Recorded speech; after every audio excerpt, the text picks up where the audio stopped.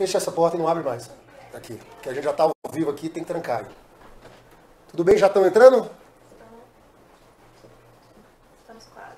Opa, já vamos começar. Eu estou dando tempo a aprender isso com o Paulo Pimenta. Eles têm que dar uns 30 segundos para as pessoas entrarem para começar o papo.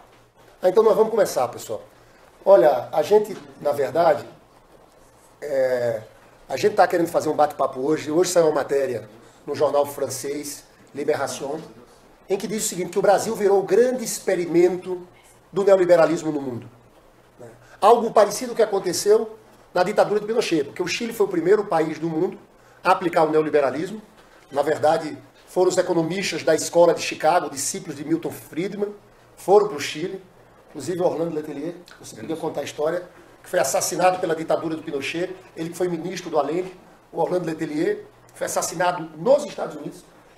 Explodiram o carro dele, isso, cara? Explodiram o carro dele. Tinha denunciado 15 dias antes daquela junção dos economistas da Universidade de Chicago com a ditadura sangrenta do Pinochet. Pois bem, a tese do Libération é que agora o Brasil virou esse novo experimento. Nós estamos aqui vendo um conjunto de políticas que passa pela emenda constitucional 95 do teto dos gastos, que do ponto de vista do orçamento é destruidora. Não é congelar recursos da educação e de saúde, pessoal, é reduzir. É reduzir recursos de políticas públicas na área social. Mas a privatização de tudo, desnacionalização, a gente vai aprofundar isso aqui, a superexploração dos trabalhadores. E de fato é o que a gente está vendo, né, Marcelo? Aqui fica difícil até a gente reagir, porque é tanta coisa acontecendo ao mesmo tempo. Mas eu queria começar inicialmente passando para o Marcelo Zero, para que ele falasse um pouco sobre essa matéria que saiu no jornal francês, né? E queria que você falasse sobre o tema. Né? E eu estou com um problema aqui novamente, eu não estou vendo as mensagens das pessoas. Entendeu, Priscila? É só um segundinho aqui para o Marcelo Zero entrar, porque eu quero interagir com vocês. A gente quer responder muito o que vocês falarem aqui. Então, só um pouco, Marcelo, enquanto a Priscila resolve. Resolve aí, Priscila. Problemas técnicos aqui.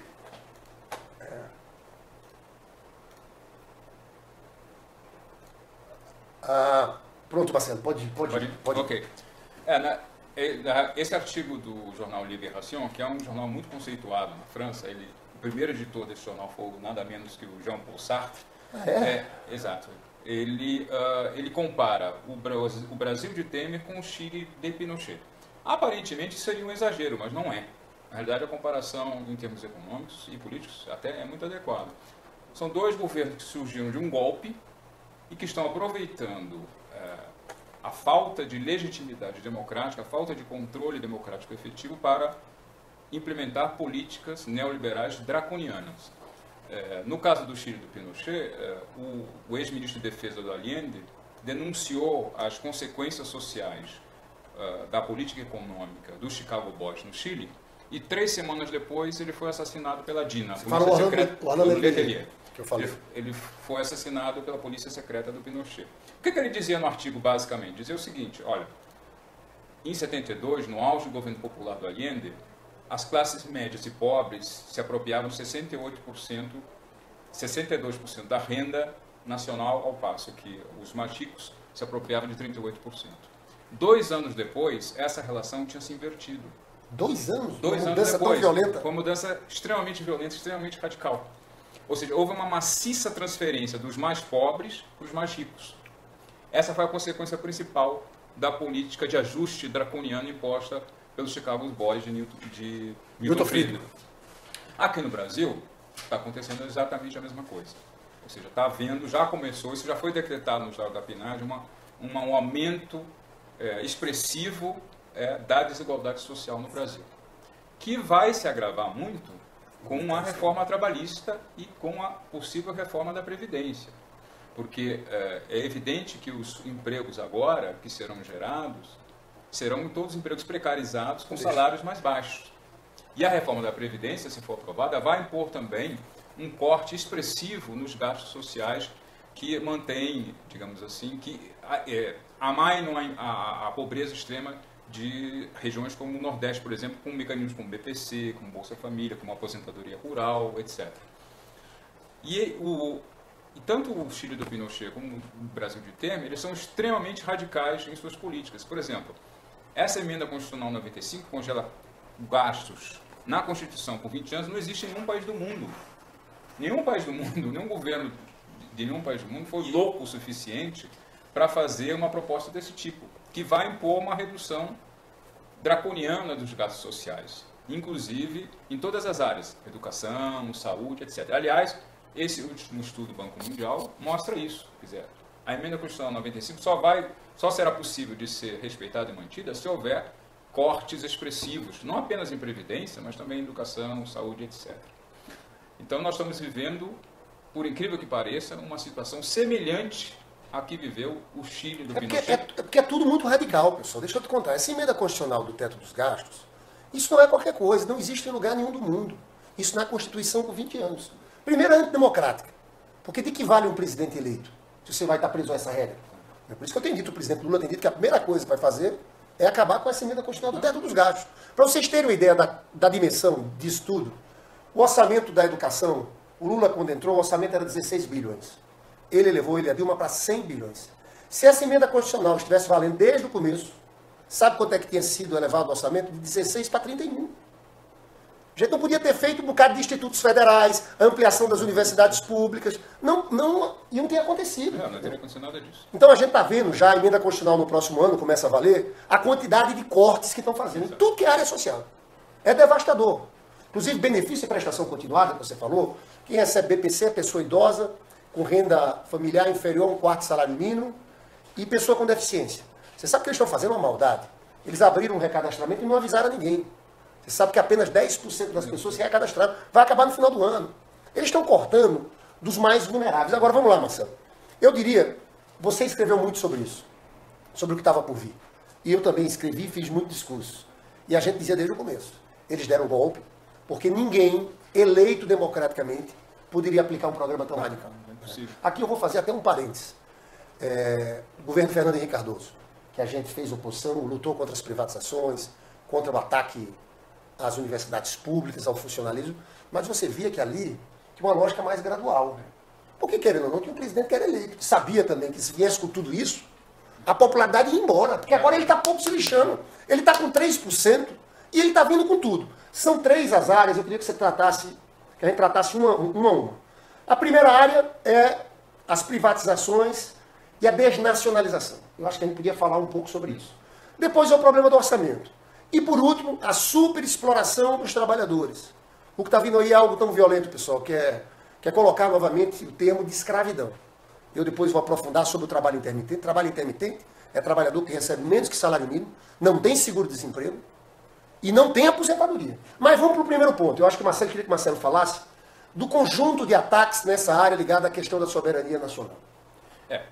Nesse caso... Eu vou ficar olhando de vez em quando para cá, porque eu estou olhando Sim. as perguntas também, as falas aqui de quem está nos acompanhando. O governo Temer, evidentemente, está apostando na privatização como forma de atrair investimentos externos. Né? E para isso ele faz todas as concessões possíveis, inclusive isentar grandes multinacionais bilionárias de impostos, né? Que é um absurdo total. Mas então, está sendo privatizado tudo. O Brasil está à venda. Na realidade, o que está acontecendo é que o Brasil está à venda. Então, estão privatizando, estão vendendo pré-sal, estão vendendo todos os ativos importantes da Petrobras, estão vendendo a Eletrobras, estão pensando até em vender terras para estrangeiros, né? Abrindo o espaço aéreo para investimentos estrangeiros também. Enfim, tudo no Brasil, esse governo colocou tudo no Brasil à venda. Né? Tem a utilização, a renegociação do acordo Alcântara com os americanos, exercícios militares na Amazônia que nunca tinham sido feitos, etc. Tudo isso denuncia que o governo o governo Temer está apostando explicitamente na atração de investimentos estrangeiros de qualquer forma possível, fazendo todas as concessões possíveis e imagináveis a esse capital. E com isso nós estamos desconstruindo totalmente a nossa soberania nacional e não apenas isso, nós estamos desconstruindo os mecanismos econômicos que nós dispunhamos para alavancar o nosso desenvolvimento. Então, por exemplo, BNDES não pode emprestar mais. Estão reclamando do som aqui. Peraí. Vamos lá. Estão pensando também em privatizar os bancos públicos, né? Então, todos os mecanismos que nós dispunhamos, a Petrobras, no caso da Petrobras, nós perdemos a política de conteúdo local. Né? Então, todos os mecanismos que nós dispunhamos para alavancar o nosso desenvolvimento estão sendo desconstruídos. E isso vai ter consequências, não apenas imediatas, mas consequências de longo prazo para o desenvolvimento brasileiro. Tem essa questão do orçamento, que aí congelar o orçamento por 20 anos. Na realidade, esse congelamento significa diminuição do orçamento, porque a população está aumentando. Então, o gasto per capita, inevitavelmente, vai ter que cair. O objetivo disso tudo é deixar reservado uma parcela do orçamento para o pagamento de juros para os rentistas. Claro. É a grande coalizão que existe no país. Banqueiros e grandes empresários consomem quase 35% a 40% do orçamento público, né? E eles querem. Esse aqui está preservado. São intocáveis. Esse aqui não tem congelamento algum. Agora, veja bem, você tocou num ponto aqui que eu queria chamar a atenção, porque hoje a gente entrou com a representação na Procuradoria-Geral da República contra o ministro de Minas e Energia, contra várias autoridades do governo, do Michel Temer, porque eles fizeram uma coisa escandalosa. Estão dando um presente para as multinacionais do petróleo. Eu sempre achei que essa questão do pré-sal estava por trás do golpe. Quantas guerras são feitas na disputa do petróleo? E eu vi aqui quando o Lula anunciou a descoberta do pré-sal, a gente viu os Estados Unidos novamente recriaram a quarta frota. A quarta frota da Marinha. Né? Exatamente. Da Marinha, e colocaram no Atlântico Sul. Pois bem, eles ganharam, estão dando tudo para as multinacionais do petróleo. Agora o mais grave é uma denúncia do ministro inglês que veio aqui fazer lobby para diminuir impostos, pagar menos impostos no país e para acabar com a política de conteúdo local. E eles fizeram, o Temer entregou. O Temer entregou isso. Você sabe que os estaleiros que existiam no Rio de Janeiro estão todos fechando. O estaleiro Mauá tinha 6 mil trabalhadores, tem 100. Lá no Rio Grande tinha 23 mil trabalhadores, tem 2 mil. Né? Terra arrasada. Aí eu ficava pensando, como é que algum brasileiro vai acabar com a política de conteúdo local como essa? Porque eles estão atendendo ao lobby das grandes multinacionais do petróleo. Nesse caso da Shell, é interessante ver o tamanho do absurdo. Você vê o seguinte, a Petrobras, foram 8 campos. Quando a Petrobras ganhava, ela tinha excedente de óleo para a União, 80%, 70%. Teve ágio de 400%, 500%, 600%. Os 2 campos que a Shell ganhou, sabe quanto foi o ágio? 0. Ela pagou 11% de excedente da União e no outro 22%. Isso ficou claro a armação, porque para ter isso teve armação com a Petrobras. Que a Petrobras não disputou. Deixaram sozinha para ela, para a Shell. Então isso está acontecendo aqui, eu chamo a atenção, porque essa medida provisória 795, eles estão querendo votar apressadamente aqui pelo Congresso Nacional. Inclusive, hoje o senador Eudício Oliveira, numa postura extremamente autoritária, arrogante, para votar 2 medidas provisórias, passando por cima dos procedimentos, porque está de olho nessa medida provisória 795, entendeu, Marcelo? Claro. Agora, eu queria entrar no outro ponto, que era a superexploração dos trabalhadores. Porque, eu volto a dizer, o tal do trabalho intermitente é uma coisa tão absurda, pessoal. A gente disse isso aqui na votação da reforma, mas infelizmente esse Senado, nessa Câmara dos Deputados, isso aqui está vendida. Isso aqui virou casa do patronato, dos grandes empresários, não querem saber do povo. Porque você veja, o que acontece com o trabalho intermitente? Você não tem mais a obrigatoriedade de receber um salário mínimo, você paga por hora. Você não tem direito a seguro-desemprego. E não vai ter direito à aposentadoria. Sabe por quê? Porque o Temer colocou uma nova medida provisória regulamentando a reforma trabalhista, dizendo o seguinte, olha, como o trabalhador ganha por hora, se ele ganhar menos que o salário mínimo, só vai contar no mês para a aposentadoria que ele colocar R$ 187 ele pagar a Previdência. Eu dei aqui um exemplo daquele caso do Jornal do Espírito Santo, que ofereceu vagas para a pessoa trabalhar por R$ 4,45 a hora. 5 horas no sábado, 5 horas no domingo. O trabalhador, ao final do mês, ia receber, sabe quanto, Marcelo? R$ 168. R$ 168. Né?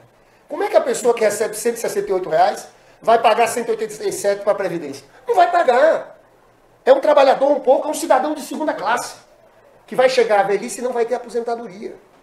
Então esse é o escândalo. Eu queria que você falasse mais dessa superexploração. Eu sempre disse nesse processo do impeachment que o golpe era um golpe de classe, porque as grandes empresas queriam sair da crise econômica que enfrentavam, retirando direitos, diminuindo o salário.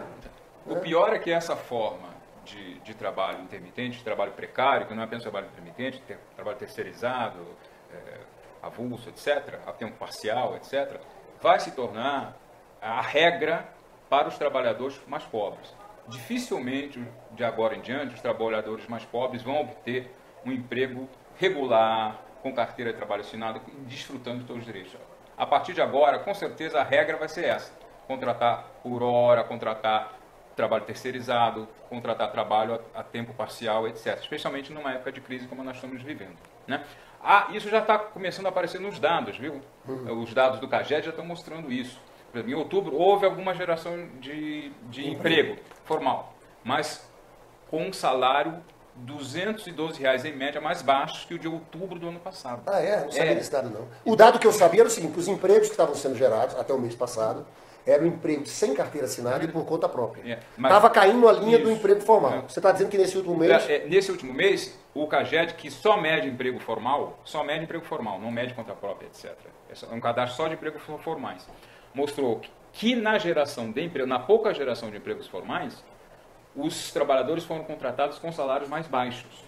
Então isso mostra que mesmo no caso do trabalho formal, com carteira assinada, a tendência é que os salários de contratação sejam mais baixos, justamente por causa da reforma trabalhista. Agora, Marcelo, eu queria depois até que o Camilo falasse um pouco aqui sobre a reforma da Previdência. Camilo trabalha lá na liderança do PT na Câmara, está estudando muito o assunto. Agora eu queria dizer uma coisa para você, que a gente tem resistido aqui dia a dia. Mas só que isso aqui dentro não resolve. A gente só tem uma saída, colocar povo nas ruas. Não pode ter essa reforma da Previdência sem ter povo nas ruas. O Temer está ameaçando colocar 6 de dezembro, está em cima, na votação da Câmara. Hoje à noite, enquanto a gente está falando isso aqui, eles daqui a pouco vão estar se reunindo no Palácio da Alvorada, vai ter um Convenscote, onde eles querem fechar a reforma da Previdência. Então é fundamental ter reação popular, povo nas ruas, vir aqui a Brasília. Dia de luta, greve geral, tem que ter isso. Eu quero ver um pouco aqui os internautas, o que estão falando aqui. Miriam Moraes, Denise Tessuto disse, é isso que queremos. Mobilização, eu vi aqui a Denise já falando outras vezes, que tem que ter mobilização, que tem que vir para Brasília. Roberto Miralha fala, Lindbergh, você me representa, muito obrigado. Jacinta Morta, verdade, vamos para a rua. Eliette, parabéns, senador. Pessoal, toda vez que eu falo aqui, eu chamo para ir para a rua. Agora é fundamental que os movimentos vão para as ruas, que as pessoas entendam a necessidade de se mobilizar agora. E eu tenho dito o tempo todo. Vocês acharam que a gente vai resolver sozinho aqui? Não resolve. Agora a reforma da Previdência, se a gente for para a rua, a gente tem condição de barrar. Se ficar parado, aí vai ser compra de votos como tem sido sempre. Eu acho que os deputados ali estão vendo. Quem votar nessa reforma da Previdência pode perder o mandato na reeleição. Agora tem que ter gente nas ruas cobrando. Deixa eu ver mais gente aqui. Vamos lá, Miriam Moraes, Luiz Carlos, vamos à luta sempre. Rosemary, me parece que é o momento de refletir quando o executivo é dependente do legislativo. Passa muito rápido, pessoal, desculpa. Miriam Moraes falou, nunca chamou contra a gente, não, a gente chamou o tempo inteiro. Aqui, ó, Caio Montenegro, desobediência civil. Claro, uma forma de luta. O ideal seria uma greve geral, Ronaldo Almeida. Mas fosse sindical por uma pública proletária, na baixa ditadura de Nunes Nelson. O povo tem que ir para as ruas contra os golpistas. Miriam Moraes, ou paramos o golpe, não adianta mais.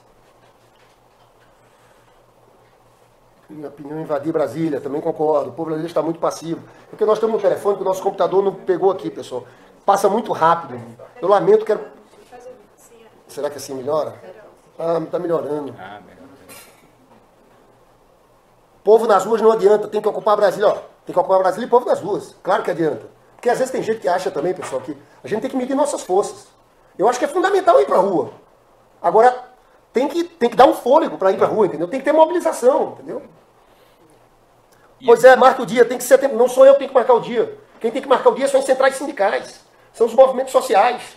E a gente chama, toda vez que tem mobilização, a gente grava vídeo aqui, chamando o povo para ir para as ruas. Temos que exigir a anulação do impeachment e retorno da Dilma, eu concordo, mas só com o relator Alexandre de Moraes. Você acredita nisso? O Supremo está no golpe. A gente tem que exigir isso e falar isso. Agora, esse Supremo não vai anular impeachment, não, infelizmente. É isso aí, Volmir Soares. É isso aí, mobilização. Só a luta pode dar uma freada nisso. Ronaldo Almeida, fale sobre a dificuldade de se convocar uma greve geral. Chama a gente, senador, para um volta Dilma. Eu chamo para um volta Dilma o tempo inteiro.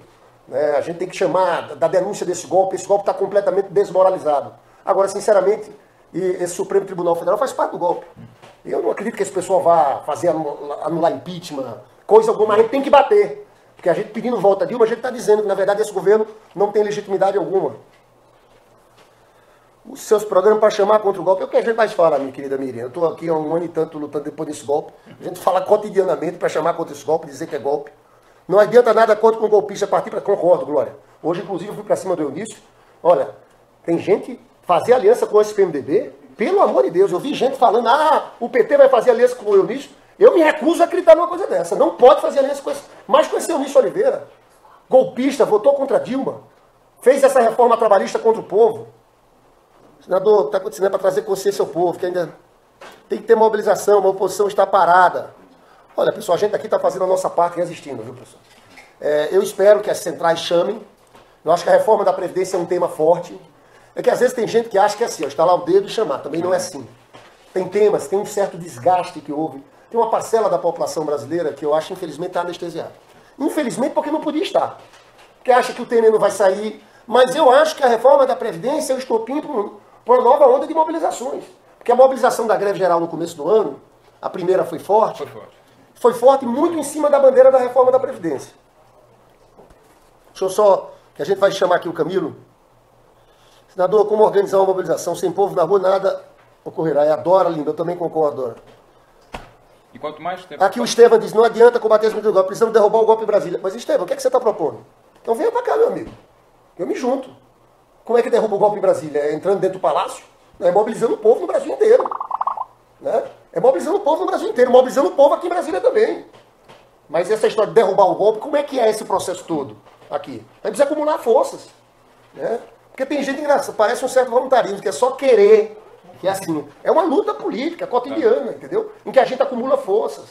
Se não houver pressão popular, nada acontece. Sem pressão popular, nada acontece. Tem que fazer como as senadoras fizeram com o apoio da população, verdade. Aquela ocupação da mesa. Senador, nos ajude, a Eletrobras. Fale sobre a privatização, por favor. Tem falado quase todo dia, gente, aqui.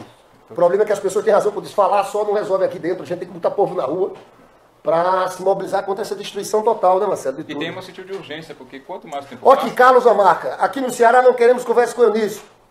Muito bom. Pelo amor de Deus, seria uma vergonha. Algum tipo de aliança com o Eunício Oliveira. Dimes Nunes, tem que parar essa turma de golpistas. Concordo, Dimes. Aqui está quase... A situação nossa é quase de confronto físico. Tânia, Lindbergh, precisamos acabar a conversa. Conversamos em Barra de Piraí. Um abraço a todo mundo de Barra de Piraí. Eu tive semana passada. Glória Alencar fora, tu canalhas. Jacinta Moura. Povo na rua por tempo determinado. Denise Tessuti, sem liderança o povo não saberá como fazer. Denise, eu concordo que tem que vir com tudo para Brasília. Tem que ter mobilização. Né? Agora, são as entidades que têm que marcar isso aqui. A gente chama. Toda vez que chama uma mobilização, eu gravo um vídeo, gravo 2 vídeos, 3 vídeos, chamando. A gente está cansado de dizer que só a luta nas ruas para esse processo. Entendeu? Só a luta nas ruas para esse processo. Agora, eu estou ligando para as centrais, porque a gente tem que marcar uma data. Um dia nacional de luta, de greve. A semana está aí de dezembro, a primeira semana de dezembro, 6 de dezembro, eles querem começar essa votação. Carlos Miguel, senador, eu acho que a esquerda está muito passiva. E quando Lula voltar, pelo amor de Deus, não faça aliança com esses golpistas. Concordo, Ricardo Miguel. Aqui uma pessoa diz uma coisa interessante. Cátia Lima, fácil ficar aqui criticando. Mas não dá para pegar o povo no colo, levar para a rua, junte seus amigos e vá para a rua. Eu acho que a gente tudo tem que entrar nesse processo. Jacinta Mota, Eunice é cangaceiro, concordo. Ninguém vai à guerra sem os comandantes. Cadê nossos comandantes? Eu estou todo dia nas ruas. Miguel Lula Gomes. Miguel, nós também estamos no processo de luta aqui diário. Né? Diário.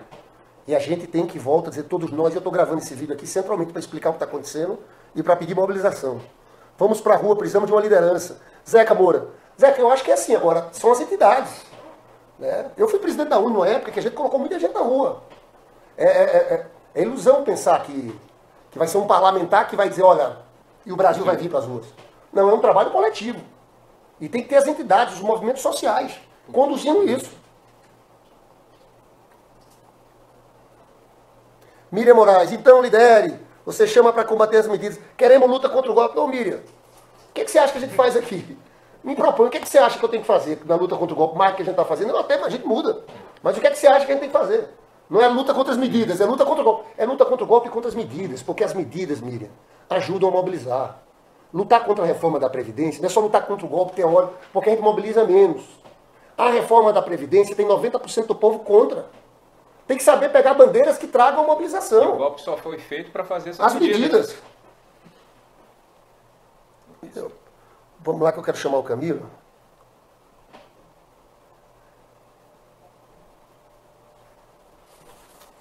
Vamos lá, pessoal. Cristina Coelho.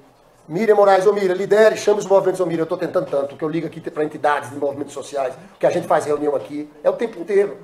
Né? É que vocês têm que admitir também que eu acho que a reforma da Previdência a gente tem uma outra chance de ir para as ruas com tudo. Agora vocês têm que admitir que tem uma certa anestesia de uma parte grande da população. Infelizmente isso está acontecendo. É um absurdo.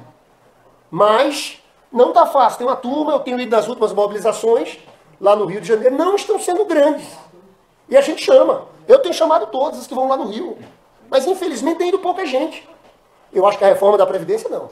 Abre espaço para botar mais. Então veja bem, é que às vezes a pessoa olha lá, está em casa, está nas redes, acha que é só instalar dedo. Não. Essa coisa das massas, do movimento, a gente tem que construir. A gente tem que ir construindo esse processo todo, viu? Marcelo Luiz, Dilma, senadora por Minas. Eu concordo também, viu? Eu até falei isso no ato dela lá. Ia ser uma grande forma de, na terra do Aécio Neves, na terra que ela nasceu, ela ser eleita senadora. Lindbergh Farias, Ricardo Grigoli. Você acha mesmo que a PGR vai colocar para andar esse pedido de investigação sobre os leilões do pré-sal? Ricardo, francamente, eu acho que não. Mas por que a gente apresentou? A gente apresenta porque a gente, ao fazer isso, a gente deixa claro. A PGR sabe do escândalo que está lá. E a gente está tentando o tempo todo falar para fora, para que tenha mobilização, para o povo brasileiro acordar. Então a gente entrou também, porque eu acho que eles têm que saber, mas eu sou meio descrente do papel deles ali. Agora a gente entrou também com a representação para criar um fato político, para tentar acordar o povo com o que está acontecendo, para tentar ajudar no processo desse de mobilização. Camilo, você pode vir aqui, Camilo, um pouquinho? Não, fica aqui, me puxa a cadeira aqui.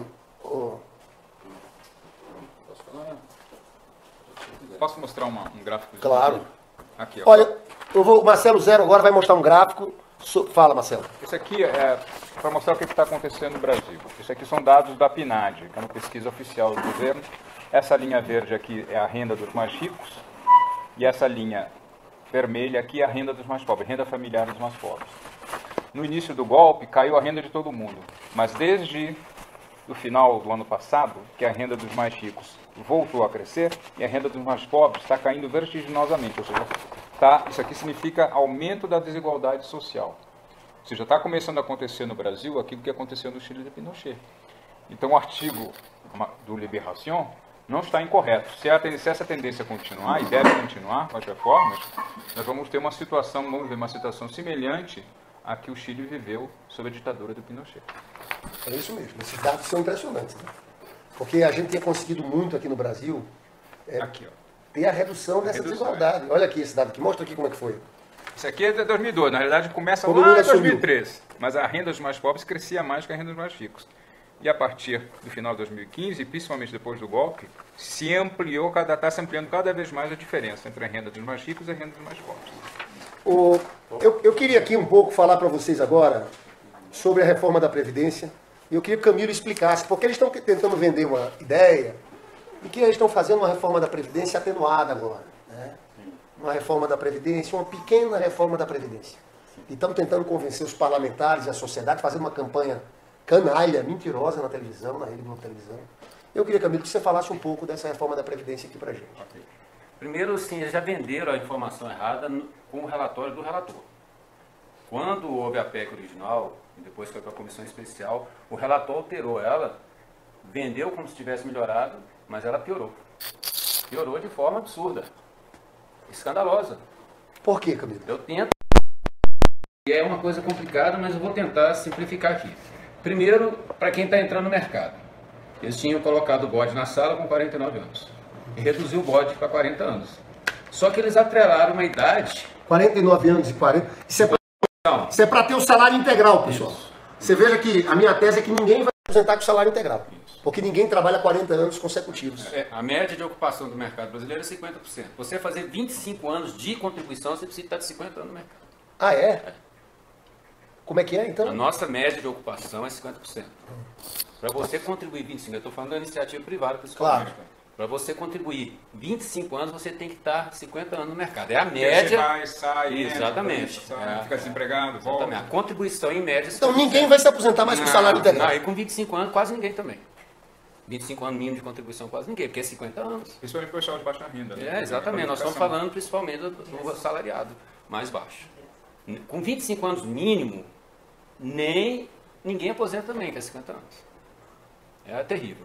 Então o que acontece? Eles falaram que ia baixar de 49 para 40, só que eles criaram outras regras de atrelamento. Com esse atrelamento na idade mínima e com o índice de sobrevida aumentando, subiu de 49. Se um trabalhador entrar com 16 anos no mercado hoje, ele precisa de 49 anos para chegar aos 65, que é a idade mínima que está colocada lá para quem está entrando no mercado. Só que em 49 anos, essa idade vai aumentar 5 anos, que é a média de aumento da sobrevida, é 1 ano a cada 10. Em 49 anos sobe 5 mais ou menos. Então, esse mais pobre, que entra mais cedo no mercado, ele vai ter uma média de 54 anos de mercado para aposentar. Ele vai morrer antes, né? Vai morrer antes. Você sabe que a expectativa de vida em vários estados do Nordeste, que eu estava vendo aqui, 66 anos, tem 67 anos. Então, colocar uma idade mínima de 65 é... Ele vai aposentar com 70. É porque, infelizmente, Camilo, quem morre mais cedo no Brasil são os mais pobres. Sim. Problema de recursos da saúde. Sim. Você sabe que na cidade de São Paulo... sanitárias, exatamente, teve uma matéria da Carta Capital falando da cidade de São Paulo. Aí na cidade de São Paulo foi fazer justamente esse cálculo de acordo com os bairros. Nos bairros mais pobres, a expectativa de vida era 65, 66 anos. Então são os mais pobres os mais prejudicados. Se a pessoa mais abastada, que consegue entrar no mercado mais tarde, com 25 anos, essa faz 44 anos. Então, assim, prejudica demais a classe trabalhadora mais baixa, pedindo 54 anos de mercado para poder aposentar. A contribuição aí vai ser 25 anos, no máximo, se eles conseguirem. Vai ser proporcional, 70% do salário. E o mais abastado, que pode fazer um Harvard da vida e voltar aqui com 25 anos para começar a trabalhar, ele vai ainda fazer 44 anos. Então, ela é inversamente cruel pela classe trabalhadora. Então, os 49 anos é mentira. Na prática, pelo atrelamento da idade, o mínimo que se faz é 44 anos para os mais abastados e chega a 54 anos. Isso é mentira. É mentira que o relator melhorou o projeto inicial. Isso aqui é mentira. A primeira mentira é essa. Você tem que informar mais a população disso aqui, entendeu? Porque eles estão com a grande mentira é essa. A falácia dos 49 anos. É falácia. Porque foi atrelado, e com atrelamento tanto faz, porque você tem que cumprir a idade mínima. Né? Você tem que esperar 49 anos para ter 65. E em 49 anos você vai aumentar 5 anos nesse índice aqui. O cara trabalha 54 anos. Isso não existe, né? Vamos botar um de 18 anos para não ser muito, né, desonesto intelectualmente. 52 anos, para quem entrar com 18. Né? Tá certo? Essa é a grande mentira de quem está entrando no mercado. A outra grande mentira ele colocou na regra de transição. A regra de transição antes tinha uma multa de 50%. Você tinha uma idade de corte, 55 e 40 anos, né, 50 e 45 anos, e tinha uma multa de 50% do tempo de contribuição. Só que o tempo de contribuição do homem hoje é 35 anos, da mulher é 30. Do professor homem é 30 e da professora mulher é 25. Ok. Então, se você tinha 35 anos, tinha 30 de contribuição, faltando 5, você pagava 50, 7 anos e meio você aposentava. Né? O que ele fez? Ele diminuiu para 30%, cortou a idade de corte, porém ele jogou todo mundo para 40 anos. Todo mundo tem que contribuir 40 anos. A professora que contribuía 25 anos passou para 40. É mesmo? É mesmo. É quase 60% do tempo de contribuição de multa. Eu vou dar um exemplo assim absurdo aqui e prático que funciona. A professora falta um mês para aposentar, com os 25 anos. Promulgou hoje, na regra da PEC, que já era terrível, ela ia trabalhar mais 15 dias. Um mês, mais 15 dias, 45. Agora ela vai trabalhar mais 15 anos. Olha, pessoal, a gente estava falando tanto de mobilização. Isso aqui mobiliza. Porque não é mobilizar só os nossos. Quem já sabe que foi golpe, quem está na esquerda. Se você mobiliza a pessoa que está distante, às vezes. Que está um pouco uma professora que está dando aula no colégio particular. Isso é tão absurdo que eu falo. Isso aqui mobiliza. Ninguém acredita. Olha aqui. A gente tem que trabalhar mais assim. Olha o fator previdenciário que é da proposta do governo. Olha uma professora, ela tinha um fator previdenciário de 57 anos. 57, 25, tá vendo? Ela passou para 70. Claro. 70 anos. Ela vai aposentar com 70 anos e 40 de contribuição. Ela ia aposentar com 57,5 pela regra da PEC. Não é a regra atual que eu estou falando. Na regra o relator PEC, piorou tudo. Piorou. Olha, a regra atual. A professora, nessa situação aqui, faltando 5 anos, ela ia aposentar com 55 anos e 25 de contribuição. A PEC, nessa mesma professora, 57 e 27,5. Olha o relator. 70 a 40. Isso. Todos subiram para 70 a 40, porque ele universalizou todo mundo. Ele colocou todo mundo em 40. O homem foi o menos prejudicado, porque ele já era 35 anos. Ele perdeu 5. Claro. A mulher, 10. Tá. O professor, 10 e a professora, 15 anos. Então, é mentira que diminuiu a multa de 50% para 30%. Na verdade, essa multa chega a milhares por cento. Milhares por cento. Ela pode aposentar pagando 30% de multa? Pode. Aí ela entra na tabela perversa proporcional, né? Ela pode aposentar, mas com 70%. Aí vem o corte do salário. Isso, exatamente. Então, a mesma professora que faltava um mês para aposentar, pagaria 15 dias e aposentaria com 100%, ela pode aposentar com 70%. Ou ela encara os 70%, ou ela faz 40 anos. Ou ela trabalha mais 15 anos para ter os 30% aqui. Isso é o relator que colocou. Isso não está nem na PEC original, essa maldade, essa loucura aqui. Entendeu, senador? Não está nem na PEC original do governo. Isso está no relator. O que a gente tem que fazer, o pessoal aqui está falando muito de mobilização, a Miriam Moraes diz, não adianta, tem que parar, tem que derrotar o golpe. Eu também concordo, Miriam, mas o que você propõe? Que a gente entre lá no palácio, eu só tenho que dizer, é um processo de mobilização. Eu acho que isso aqui, o que a gente tem que fazer disso aqui, eu acho que a reforma da Previdência é o grande mote para a mobilização. Mobilização contra a reforma e contra o golpe. Agora, a gente tem que ser didático nisso aqui. Claro. Eu acho que a tua fala aqui, Camila, é muito importante. Eu vou fazer uma série de postagens sobre isso aqui também, para as pessoas entenderem. A gente tem que falar para fora da nossa bolha, para ganhar muita gente. Você falou do benefício continuado. Isso. O governo deu 70 anos, aí o relator baixou para 68. Mas ele colocou tanta cláusula de barreira que ninguém vai atingir. Miriam está dizendo, ocupação, todo mundo em Brasília. Miriam, eu adoraria que viesse 1 milhão de pessoas e a gente derrubasse o Temer. Infelizmente, os últimos dias de luta que a gente tem vindo aqui, tem conseguido 50 mil pessoas. Né? Então a questão não é só ter vontade, não, entendeu? Você tem que entender que é um processo que a gente tem que construir. Porque, infelizmente, uma parcela do povo está anestesiada. A gente tem que ganhar esse povo com esses números aqui. Porque não é só a vontade, a gente tem que conseguir mobilizar o povo. Esse é o ponto importante. E eu acho que esses pontos aqui, né, Marcelo? Tem uma coisa muito importante que o pessoal precisa entender, é que a pessoa que entrar hoje no mercado de trabalho com 18 anos, ela não vai se aposentar, poder se aposentar com 65. Ela vai ter que esperar até 70 anos para conseguir se aposentar. É isso que está claro. Demográfico. Sim. É isso que está claro aqui. Sim. A sobrevida acima de 65 anos, historicamente no Brasil, nos últimos 70 anos, é 1 ano a cada 10. O que vai acontecer com essa reforma da Previdência é que o povo trabalhador mais pobre, não vai poder se aposentar. Não vai se aposentar. Só quem vai se aposentar aqui é a classe média, começa a trabalhar mais tarde. Mas eu estou aqui resumindo, porque a gente tem pouco tempo, algumas coisas, tem coisas piores. Tem coisas piores.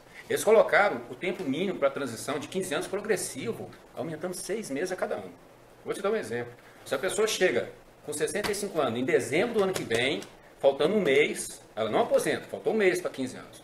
Em janeiro ela já tem 7 meses, porque ela já ganhou 6 meses em 2021. Você entendeu? Ok. Aí ela não cumpriu esse período, ela não tem 30% de ocupação. Em 65 ela não conseguiu fazer 15, como é que em 1 ano ela vai fazer 7 meses? Aí daí 1 ano ela ganha mais 7 meses. Ela vai chegar com 80 anos sem fazer o tempo mínimo, porque eles estão aumentando de 6 em 6 meses o tempo mínimo da transição. Caramba, é uma tabela que ninguém alcança, é impossível. Seria um trabalho sísifo. Correndo atrás do rabo, porque se você com 65 anos, você não fez 15, você está com tempo de 45 anos de mercado, com 30% de ocupação. Aí você ganha 50% de ocupação para cumprir 1 ano. Passa 1 ano mais 50%, é impossível. É impossível. Então eles fizeram a técnica do Santos-Sul de engodo. Eles colocaram a regra da professora, olha que escândalo, senador. Eles colocam a regra assim, professor aposenta com 60 anos e 25 anos de contribuição. Aí você vai lá na tabela de 40 anos e busca o artigo da professora para a tabela de 40 anos. Então ele fala que ela vai aposentar com 65. Isso é a nova. Que a transição a gente já falou que já ganhou 15 anos. A nova fala que ela vai ter 25 anos, mas lá na tabela ela é jogada na tabela. O policial também. Para que ela ia criar um artigo falando professor aposenta com 60 e 25 anos? Aí vai na tabela de 40 anos e puxa aquele artigo. Essa tabela vale para o artigo da professora. Então, na verdade, aquilo ali é um engodo. Ele bota 60 e 25 anos para a professora. Nossa, eu vou aposentar com 25. Mas ela não está vendo que ela está na tabela de 40 anos. Se ela tiver 25 anos, ela vai receber 70%. Isso é para o novo e para a transição. Igualou todo mundo no mesmo abismo. Uma coisa que eu nunca vi parecido. Como que eles conseguiram fazer uma coisa piorar? Tanto e conseguir vender que melhorou. Pessoal, olha o fator previdenciário aqui da professora, atualmente 80. Fator previdenciário de uma professora, que é a soma da idade com o tempo de contribuição. Atualmente 80, a PEC 85, o relator botou 110. 110. Ela ganhou 25 anos de fator previdenciário, aliás, 25. Olha aqui, um professor de 30 anos, era 90, 95, 110. O fator previdenciário é a soma da idade com o tempo de contribuição. Olha aqui, senador. Olha, professora. Hoje, 80. Nem o governo conseguiu fazer uma coisa tão cruel. Olha, 85. Olha o relator, 110. Caramba. Isso está tudo escrito lá. Só que está escrito de maneira de engodo, de maneira... A ludibriar as pessoas. Então, assim... A questão do acúmulo das pensões, senador, é um absurdo. Eles criam um acúmulo de pensão, eles criam um desconto na pensão, deixa de poder acumular aposentadoria com pensão, ainda cria um desconto. Em alguns casos, chega a dar um desconto na renda familiar de 62%. Eu tenho cálculos. Dependendo de quem está aposentando, chega a 60% de desconto. Da renda familiar. A pessoa morre e perde 62% da renda família.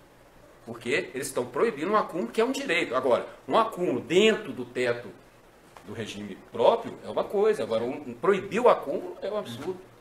E proibir em todos os sentidos. Agora estão falando que vão permitir para 2 salários mínimos, para 2 tetos mínimos.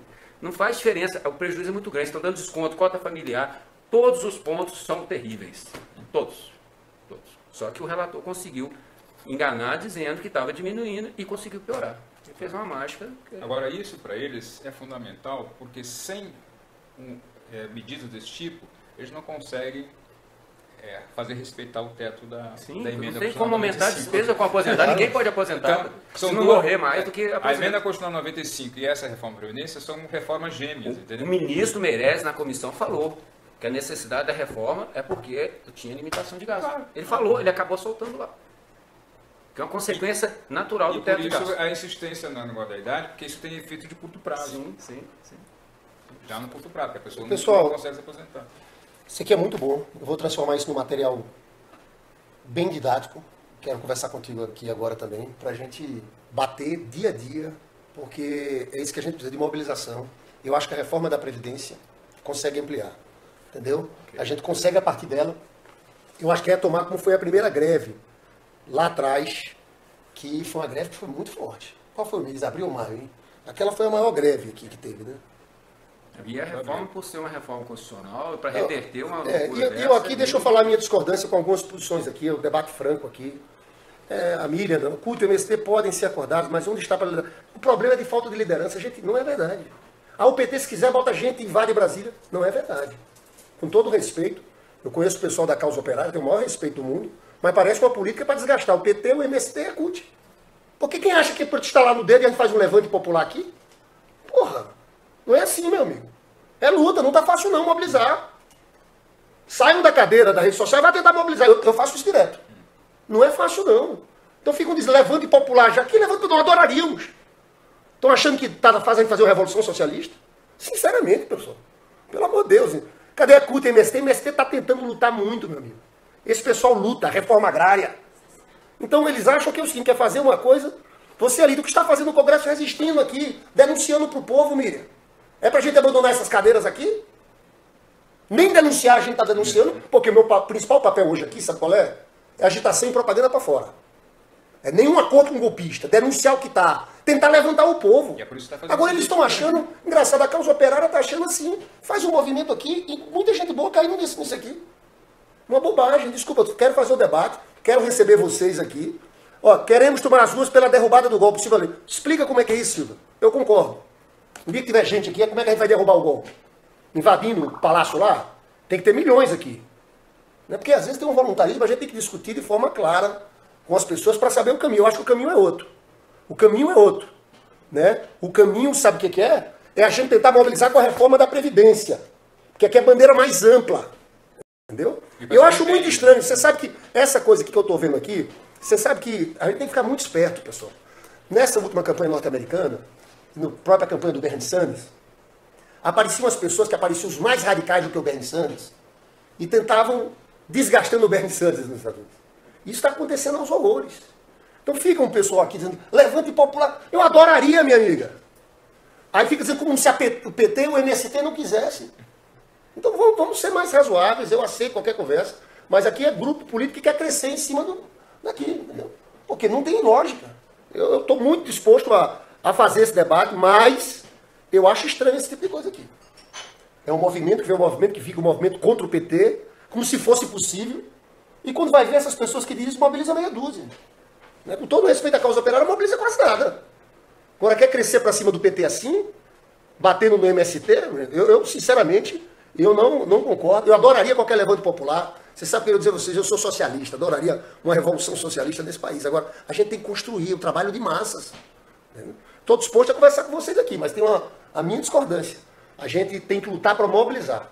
E a luta agora, na minha avaliação, que é uma luta mais ampla, é a reforma da Previdência. É uma luta que a gente pode envolver amplos setores para tentar derrotar esse governo. E acaba sendo a derrota do golpe aqui. Porque simplesmente a gente achar que vai tirar o Temer as tapas do Palácio do Planalto, tem que ter muita gente, viu, pessoal, para fazer um levante desse aqui, entendeu? Eu sei, eu estou participando de todo o processo, agora a caravana do Lula, tem um processo de mobilização, o Lula está viajando pelo país, ele consegue mobilizar mais, mas não é assim. Tem uma parcela do povo que está anestesiado, e o problema aqui, essa é a velha coisa que eu não concordo. Trotskista, eu sou um admirador do Trotsky, mas essa história que o problema é só que falta liderança, o problema é de direção, não é só isso. Temos que analisar as questões objetivas aqui também. Mas eu estou disposto, se vocês quiserem marcar uma conversa comigo, o pessoal do Levante aqui, a receber aqui no meu gabinete. Né? Agora, o problema é muito mais sério, é muito mais grave, difícil a articulação. A gente tem que... Eu fui presidente da União Nacional dos Estudantes numa época, e a gente tem um trabalho de mobilização para ir levantando as massas das ruas. Eu acho que é esse o trabalho que a gente vai ter que fazer aqui. Mas, pessoal, quero voltar amanhã para estar falando com vocês também, falar sobre mobilizações, o que a gente tem que fazer. Então, agora eu vou me despedir, eu quero agradecer muito ao Camilo e ao Marcelo Zero. Camilo, você falou sobre a reforma da Previdência, é muito importante, a gente tem que divulgar esses dados. Marcelo Zero aqui, a gente começou falando sobre essa reportagem de hoje do Libération, jornal francês, falando que o Brasil é o grande experimento do neoliberalismo, como foi o Chile, do Pinochet, que foi o primeiro país do mundo a aplicar o neoliberalismo. Então eu agradeço muito vocês. E amanhã eu vou estar no ar de novo. Vamos continuar esse debate sobre o que fazer. Viu, Miriam Moraes? Estratégia. Vamos marcar assim. Liga aqui no gabinete, procura a Eva, que eu vou marcar reunião com vocês para conversar. Eu quero entender um pouco essa proposta do Levante de vocês aí. Tá? Um abraço, pessoal.